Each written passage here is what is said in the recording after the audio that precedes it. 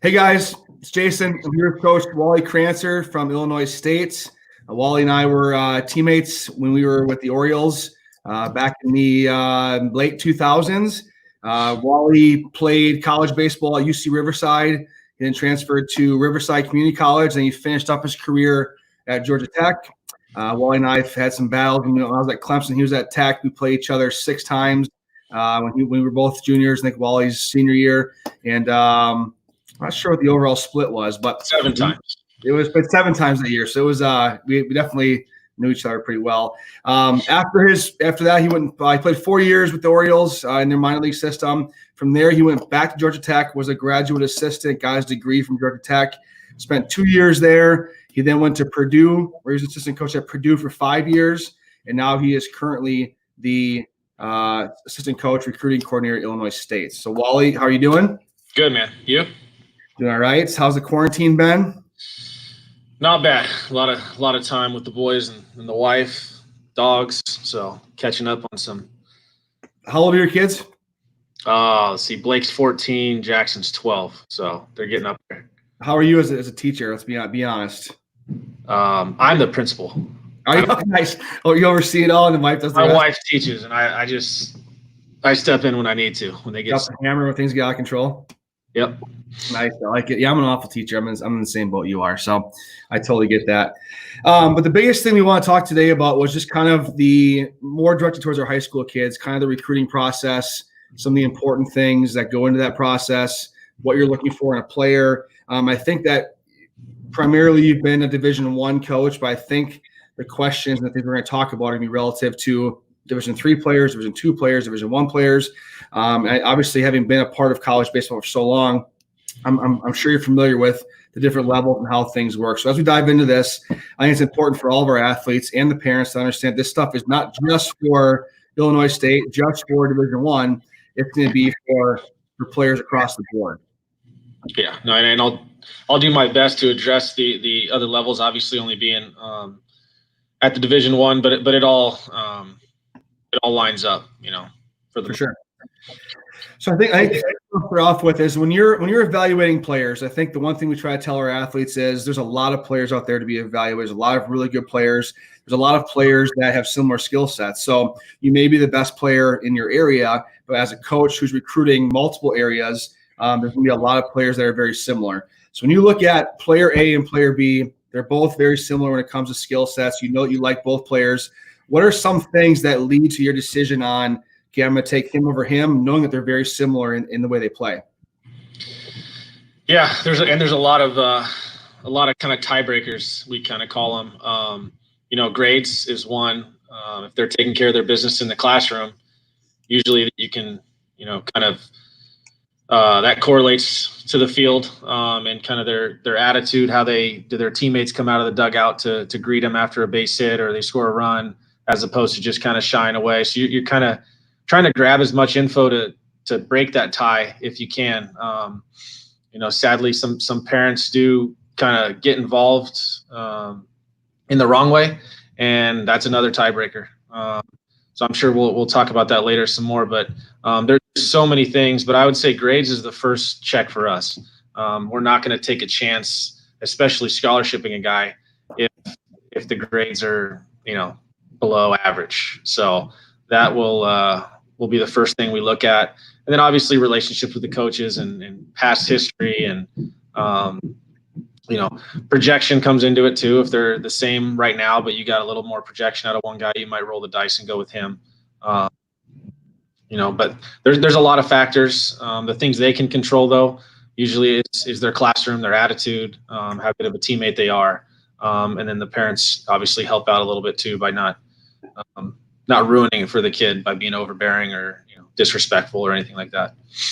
Yeah, one thing I always remember with Coach Leggett at Clemson was he always told me that throughout his process and his career as a coach, which extended for 30-plus years, he said he typically – there's always exceptions, but he said for the most part, he found that the guys that were really good in the classroom, the guys that he didn't have to worry about off the field, the guys that were always on time, the guys that played right all the time were the guys that typically were his best players and the guys that were most desirable and most recruitable. Because we get on our kids all the time about grades, and I think that for me as a person that's trying to sell a player to a to a university or a coach, of course, the first thing they're going to ask is what are the tangible in terms of, how he is as a player. Once you identify as a good player, the next question I always get is grades. And I think to your point, that's why it kind of separates kids, but B, Illinois State is a college that can utilize academics for a piece of the scholarship as well. So when you look at Division II and Division III level, especially Division III level, there's not scholarship money.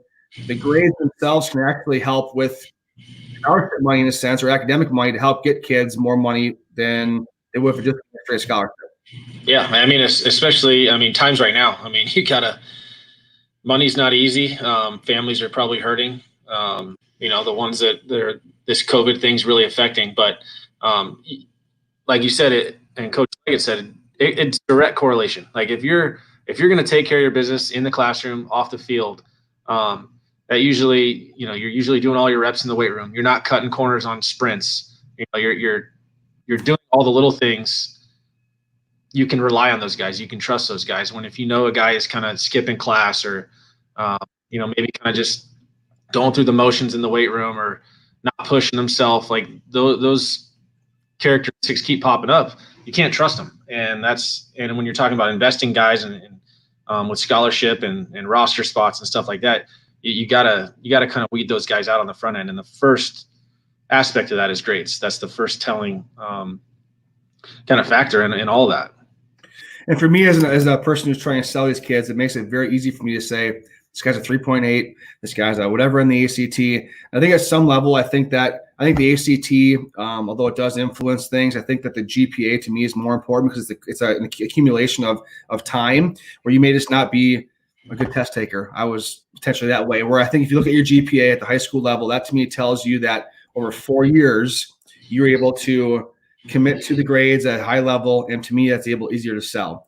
So when you look at on the field stuff, with the way the guys handle themselves, aside from the obvious of their success on the field, what are some other things that you look for on players when you're at the game and you watch these guys? What are some of their things that maybe go unnoticed that you're really focusing in on when you're looking at what differentiates players? I think hustle.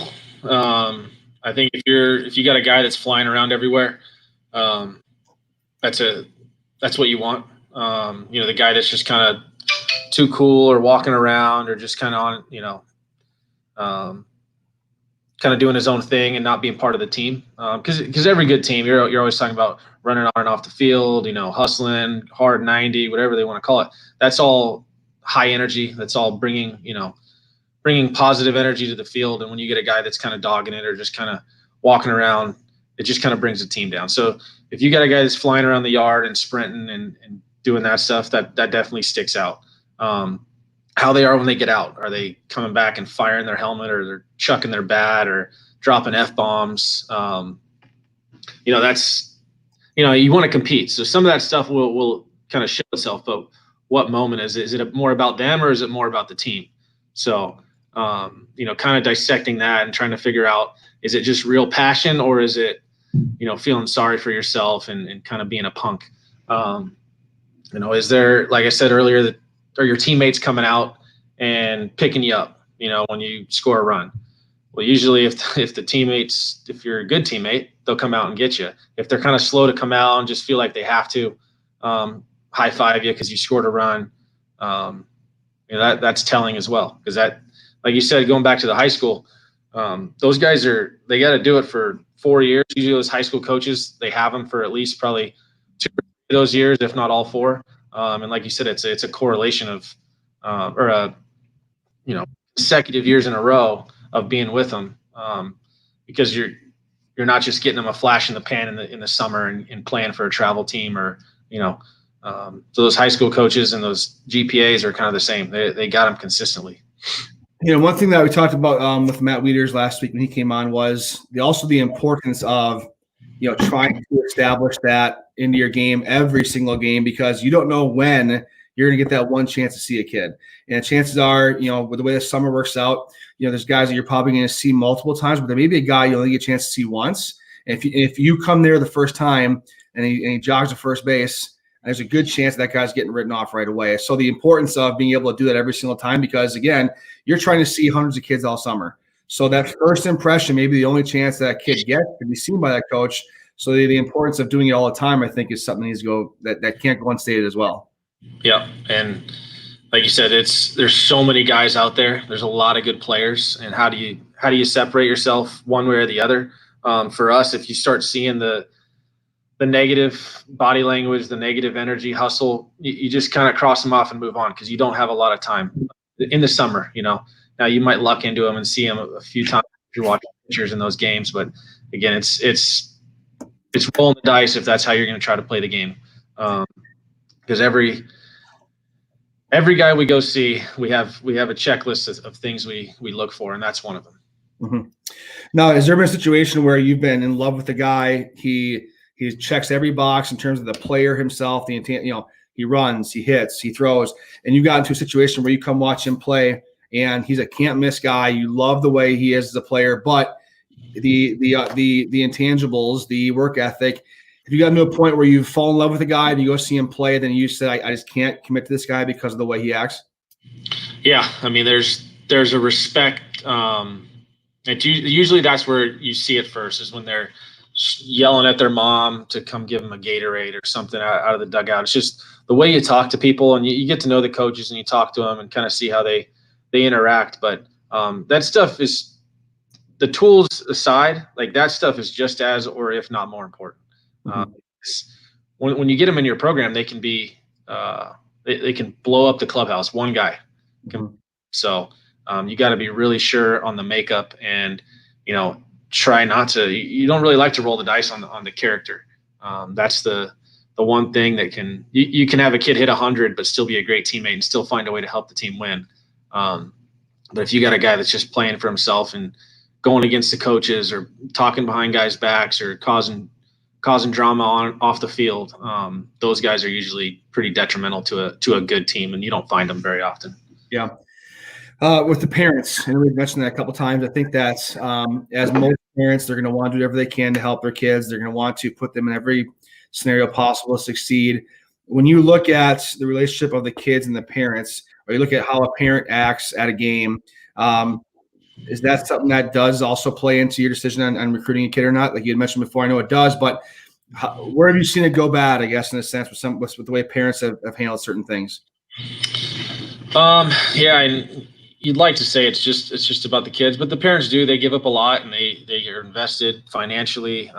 They take a lot of time out of their schedules and taking off work sometimes to come drive them places.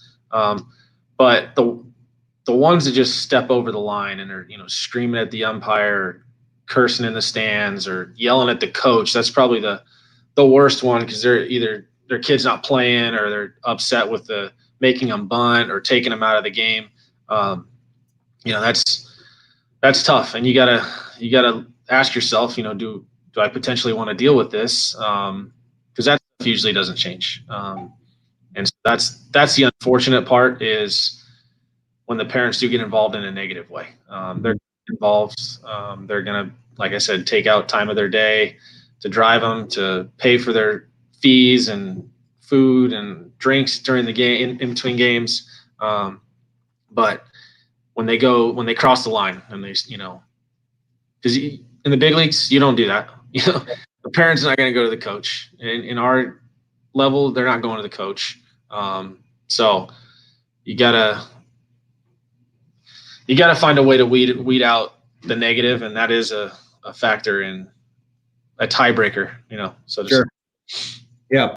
When you look at some of these, some other recruiting tools that you use, obviously it's really important for these kids to be seen in the summer, see them play.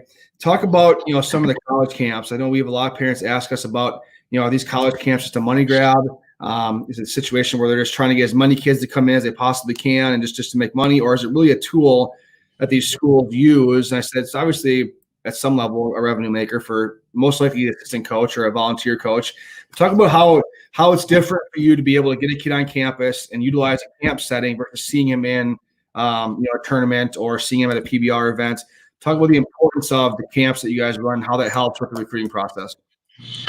Yeah, I mean, and every school is different the way they run their camps. Obviously you'd love to be able to recruit out of your camps and get good players and we try to do that. But you get to interact with them. I mean, you can actually be on the field and work with them one-on-one or in small groups, and just kind of see how they respond to failing, to new ideas, to how they're interacting with other guys their age. So you kind of get to some of that stuff you look for out when you're watching, games in the summer or high school season. You can't be out there with them. That gives you a chance to kind of see how they interact and how they respond to coaching and respect, how they, yes, sir, no, sir, that kind of stuff, which you don't really get when you're just watching from the stands. So when you're in the summer and you're watching kids, you're limited in terms of what you can actually do in terms of communicating with the kids. So these camps give you a chance to really dive in one-on-one, because in the summer, more often than not, you can't actually communicate directly with the kids, correct? Yeah, depending on their age and with the way recruiting's gone, this, in the past, you're watching kids that are so young that you can't even talk to them. So getting them out there and being able to joke around with them and kind of coach them, run them through drills and scrimmages and stuff like that. That definitely helps. So that is, and there are some out there that are meant to make money. There's some out there that are meant for smaller groups and recruiting. Like I said, everybody's different, but on the recruit side, they need to probably target more what schools are they interested in, instead of, maybe they just want to go to a bunch of camps. I don't know. Everybody's different. So I would probably, my kids, they're probably go to camps, get on their campuses, try to take a tour, learn about their academics of schools that they're actually interested in going to, instead of just kind of going just to go. Yeah, and that's the other thing too, I think is important, is it gives the kids a chance to get on campus, because I think kids fall in love with the idea of certain schools. They fall in love with the name of a school, but they've never really been able to get inside the culture. So on the flip side, I think it's important to see how the coaches treat them, how the coaches talk to them. It's important to see the campus. So I think it goes both ways for the kids to be able to have the opposite side of it as well and get on campus, because again, you're going to spend 4 years of your life there, most likely 4 very important years of your life. So I think a kid has to understand the importance of being comfortable with where they're going as well. Yeah, because they, I mean, like you said, they might love it. They might love everything about it, and they get on campus and it's complete opposite of what they thought it was going to be. And so being able to find that out, maybe it's something that, they didn't know much about, and they got on there like, oh, I love this, and then that kind of opens their eyes to other options. So huge advantage to getting on campus. And once you kind of start narrowing down where you could see yourself, I think it is important to find a way to get on campus, whether it's a camp or a tour or something along those lines. For sure. When you look at some of the other events, like the PBR events, some of these perfect game events, how does that help you guys with the recruiting process? Is it a big part of it, a small part of it? With PBR, we think we all can agree they do a great job. A lot of our kids go to PBRs. The profiles are great. How do you utilize the PBR stuff in events like that? Well, I mean, they're great because they get, kids from all over the country in one spot. So kind of simplifies your travel, and you can just kind of go there. Now, when you get there, it's kind of a mess because there's so many teams, and you kind of got to have a pretty good plan going into it and being organized of what games are where and what pitchers are throwing where. But they do get them all to one spot for you. There's always guys that aren't able to go to those events, and that's not all the way that we recruit, the only way we recruit, but it definitely helps in kind of evaluation period, which is the summer, getting out and seeing different classes kind of organized for you different weeks of the summer. It definitely helps. They definitely do a lot of the legwork and getting the best kids all in one spot for you. When you look at the actual individual PBR events that you won't go to, when you've identified that you like a player, will you reference their PBR page just to kind of get a better idea of what some of those numbers look like? Yeah, because you might only see them for that one at bat, and they might pique your interest, and then you got to kind of do a little digging. And they, those companies do a good job of promoting their guys, and they usually have verified data that you can go on and find some video of, and kind of at least check and see maybe you just saw it, the best swing he's ever taken or the best pitch he's ever thrown, but you can go back and get a little track record. a little history on the guy and kind of see some more of him. But we don't really recruit off of that stuff. But it's a good check. Check your eyes, check your data, because they do a really good job of gathering it. Yeah, because I think a lot of times too is these kids get up, and rightfully so, they're competitive and they want to have good rankings. They want to be ranked high. But when you really look at the rankings of these things, again, it's something that means something. But I would assume that most, I know the answer I'm going to ask you, I assume most of the good recruiters aren't going to really go off of what a ranking is from these events to determine whether or not they think the player is good. Yeah, I mean, you're going to, like I said, trust your own eyes. But they do watch a lot more of their state's than you get a chance to. So you definitely take it into account, but you're not making your decisions based off the ranking. Haven't seen a guy and he's way up there, you might circle on your schedule that day to go try to check in, but you're not making decisions based on what the ranking is. Yeah. Now, as you look into, like, for our athletes, they have a recruiting profile that we set up through an account that we use, and we try our best to give accurate information, update videos as much as we possibly can. Does that kind of fall in line with, again, every school is probably different how they utilize those things, but in general, do those accounts and those things, is that just another tool for you to be able to go and utilize to see more information? And I think at some level, assuming the information is accurate, is it also nice to see some of that raw video footage of kids where they're not just taking their best 5 swings, out of 20? Is it somewhat valuable for you to be able to see, 10 swings in a row with maybe a couple bad swings to see how they react and how their swing changes? Yeah, I think, and we've talked about this before. I mean, you want to see the adjustment made, but you want to see the raw footage. You don't want to see the highlight tape, because it is more. If you're not able to see them in person, you want to see as close to live as you can, and that's kind of an uncut footage. So, but yeah, it's similar to kind of the tournaments, gathering info and some of those services. It's the same. I mean, you're going back to check, do background, get phone numbers, get extra video. So they all definitely serve a purpose. But I would say for us, we are able to get out, and we do have a pretty good recruiting budget to where we don't necessarily need to use them to recruit off of. We use them as more of kind of a resource on top of us seeing the guys. So that's a huge part for their. Yeah. And that brings up a good point, is that when you look at some of the smaller schools, the Division II schools, Division III schools, they don't have the budget to be able to go and go to these big events. So from that standpoint, these platforms are even more important. Huge, yeah, and especially if you get the ones with the good video and the good verified data and kind of uncut footage, to where you kind of feel like you're there, as opposed to just watching the kids' highlight tape of 4 good swings out of 20 when they might have spread. There might have been swings and misses in between there. You never know. So where the ball's hitting off the backstop, off the mound.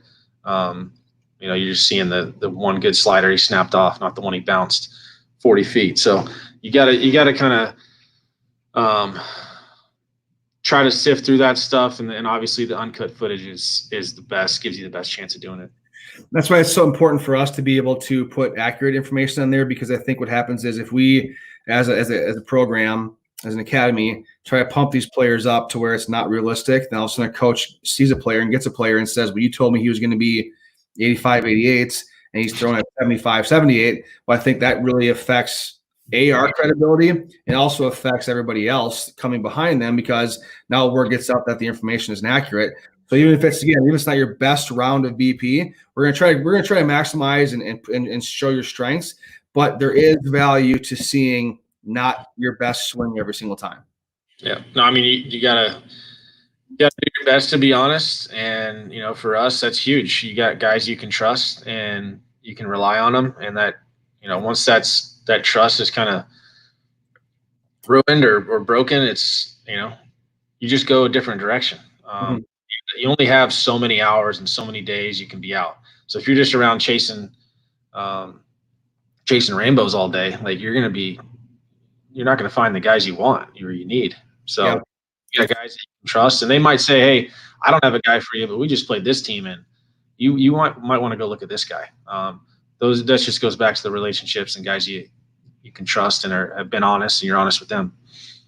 With the situation we're in right now, where coaches can't be out seeing kids, and a lot of parents I think are asking, what can they do right now to get in touch with these schools? I think one thing that's important is reaching out to schools that you're interested in, reaching out to a coach, and introducing yourself to them. I think a lot of it can be helpful from us, but I do think from a coaching standpoint, it's also nice and refreshing to get the information from the athlete.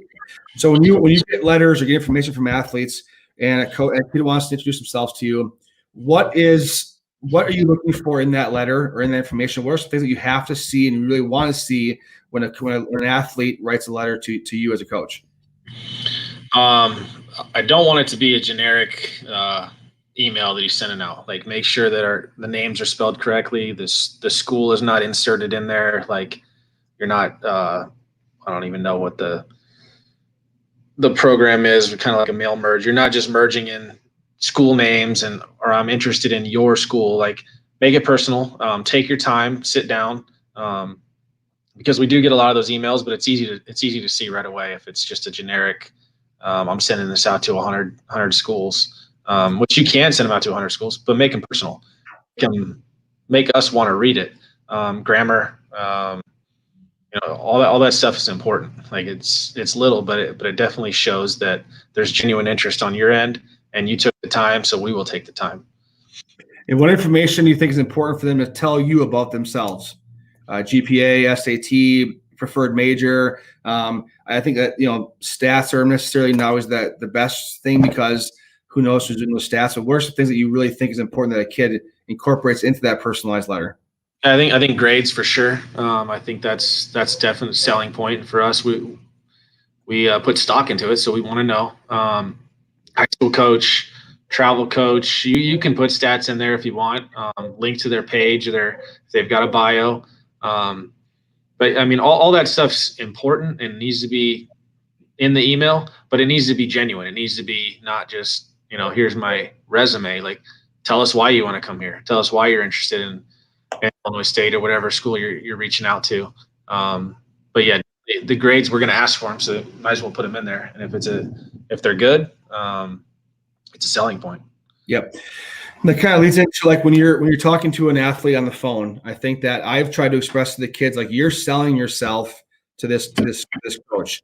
And I think that not only selling yourself in terms of what you can do, but I also think it says a lot about their personality. And I always tell kids, do research on the coach. Ask him about his background. Hey, I saw you play at Georgia Tech.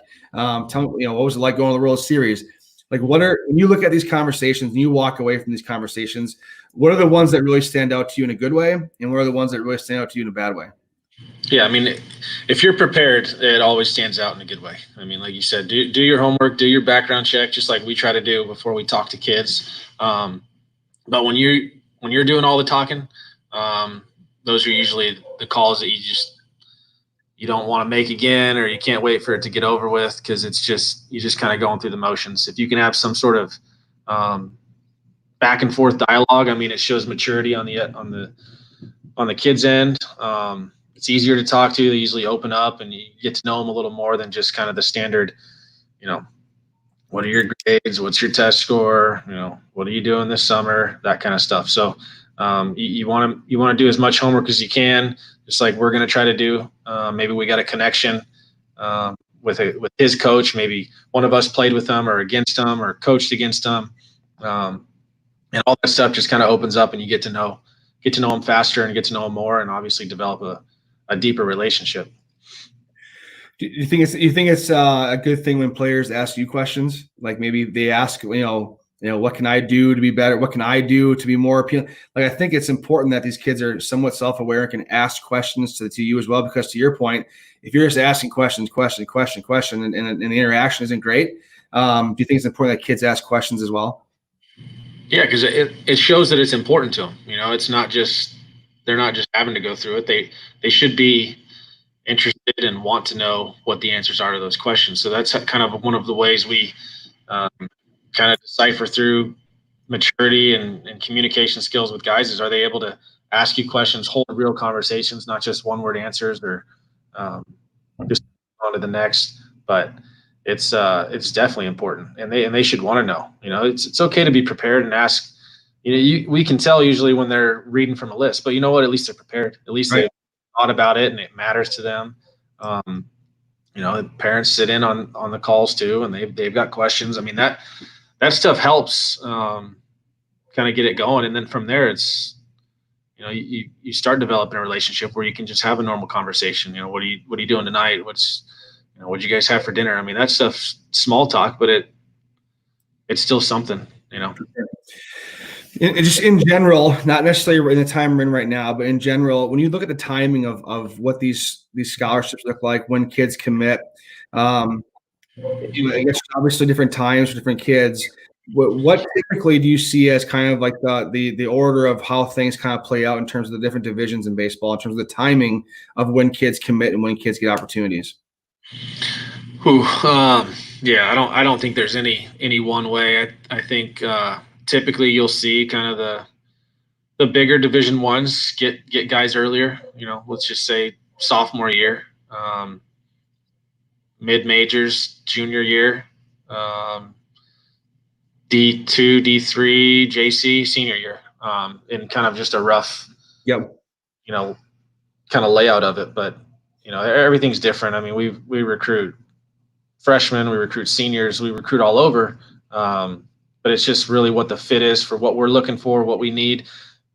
A lot of people, they get frustrated because their teammates getting recruited or has committed to a school and they haven't heard from anybody or anything. But you don't know the background of, maybe we have a relationship with his coach or his family member, or maybe he came to one of our camps and we worked him out. And so there's different situations that kind of speed up or slow down the recruiting process for each guy. But I would say generally it's kind of how it goes. The bigger schools, sophomore, mid majors, junior, and then everyone else kind of junior summer or senior year. Yeah. Now, as you look at the timing of things that with the way they are right now, do you foresee the timeline of this whole process getting pushed back for the next couple of years because of seniors getting a chance to come back and play? You have more guys on your roster now as a result. Do you think that the timeline for kids is going to be pushed back, especially the next couple of classes that we look at, the 2021s, especially the 22s? That process and the timeline change? I think so. I don't think anybody really knows what it's going to look like and their rosters are going to look like. With the draft changing, that affects kind of our level more than some of the others. But yeah, I would assume that the 21s slow way down. I don't know that to be the case for sure, but 22s probably a little slower. But I don't know how long this is going to take to shake out. I don't know what the NCAA has rules they can put in and speed it up, slow it down. I think with what they did, great for the seniors, but it makes it hard on the 20s and 21s because the college game got really old. So I don't think guys can get frustrated if their process does get slowed down. That's just kind of something that's out of their control. But right now, I think all you can do is just try to get better. I don't know if right now is necessarily recruiting time. It's time to get better because you can't really control some of the stuff that is going on. And I don't think anybody knows what their roster is going to look like and how this is all going to shake out. Do you foresee a scenario where some of our juniors this year, their recruiting clock is going to go potentially into their senior spring, where they have a chance to see guys actually play? Obviously, hopefully we have a summer, hopefully we have a spring, a fall. But you think that there's a scenario where a lot of these guys that are in the 2021 class, their timeline could get pushed until their spring season of their senior year? Yeah, because I mean, very rarely are guys going to recruit guys that they don't see play. Very rarely. And right now, you can't see anybody play. This time of year, you're not evaluating, and so it's hard to recruit or commit a guy that you're not watching. So whenever that gets started up, then I think you kind of fill your needs. And some of those 21s, yeah, I think the first time schools are going to be able to see them play and consistently might be their next fall or the spring of their senior year.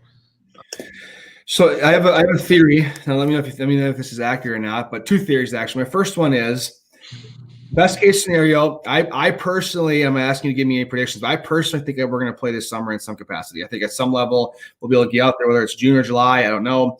But do you think with the timeline of things, like we're gonna get a green light to play, and we're gonna be on the field playing a tournament the next weekend, and we're not gonna have a lot of practice time, a lot of ramp up time. As a coach who's recruiting this summer, under the assumption that we play, the guys that look like they did the work on their own during this quarantine, and the guys that didn't do the work, I think there's going to be a separation. Do you think at some level that's going to impact the way you view a player and how you recruit a player, knowing that guys did work or did not do work during this off time on their own? Yeah, I mean, you're going to see. I think you're going to see a pretty big gap in talent, just because I think there is now some of it guys aren't able to do as much as others, but physically you should see strong bodies. I mean, you can, even if you just did push-ups and sit-ups the whole time, you should be strong. Now, conditioned and all that, arm in shape, I don't know, but physically I think you should be able to be in shape. Yeah. The other theory I have is it's more so on players' appearance and the way they look.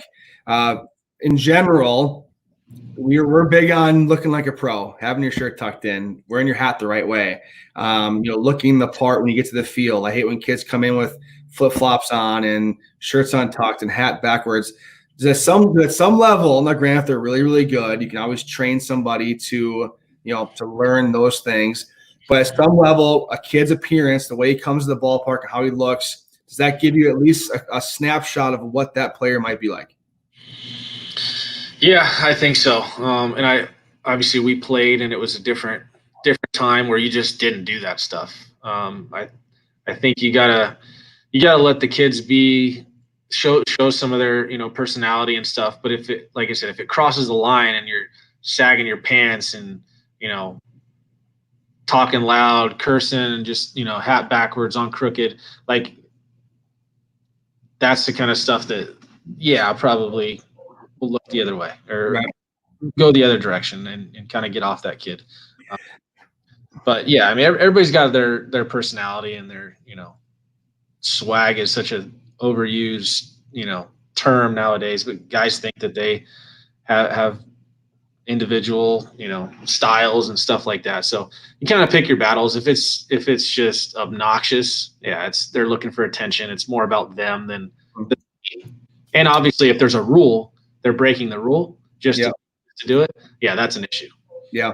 The other thing, this is more Eric's theory than it is mine, but we've always talked about kids when you go to these events, you go in the tournament, like be clean shaven.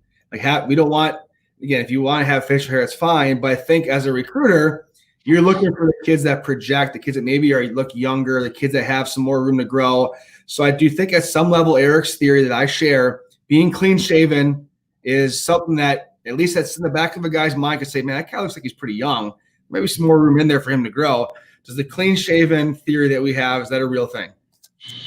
Yeah, I mean, I've heard people talk about it, evaluating guys. Are they already matured and developed? Or they look like they're 22 when they're 15 years old. So maybe they've maxed out or peaked physically. But I mean, it doesn't. It might be a tiebreaker for us, but it's pretty far down the line as a tiebreaker. But yeah, I mean, I definitely can see, if you go to a 15U tournament and the guy's just got a full goatee, driving themselves to the games in the 13U stuff. But yeah, it's a tiebreaker, but it's pretty far down the line for us. But it definitely stands out. I mean, you're going to know, like, holy cow, the kid's got more facial hair than I do. Right. Which for me, it doesn't take a lot because I can't even grow a beard to this day. But it's patchy.